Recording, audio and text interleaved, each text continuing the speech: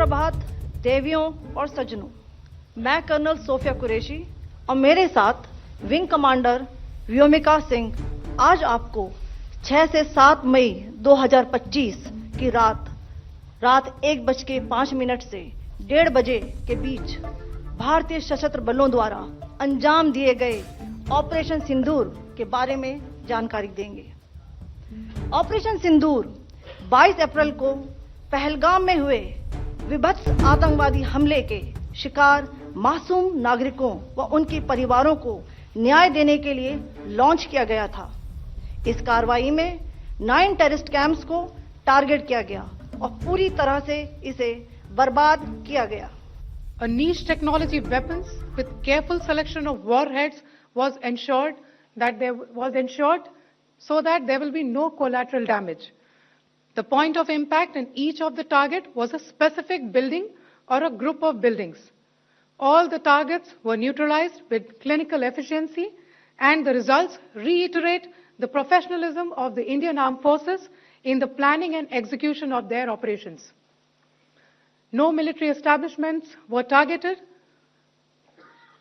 India has demonstrated considerable restraint in its response.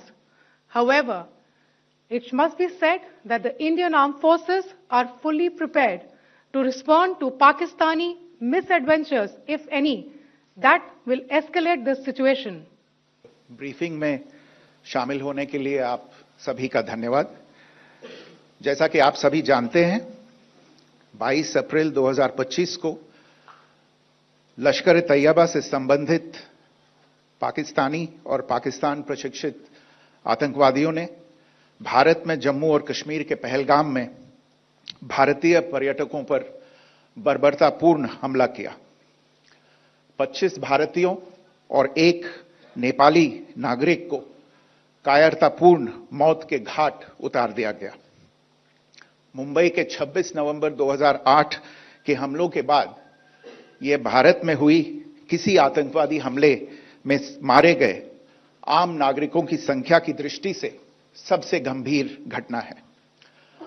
Pahalgam का हमला अत्यधिक बर्बरतापूर्ण था, जिसमें वहां मौजूद लोगों को करीब से और उनके परिवारों के सामने सिर पर गोली मारी गई। हत्या के इस तरीके से परिवार के सदस्यों को जानबूझकर आघात पहुंचाया गया। साथ ही उन्हें यह नसीहत भी दी गई कि वे वापस जाकर इस संदेश को पहुंचा दें।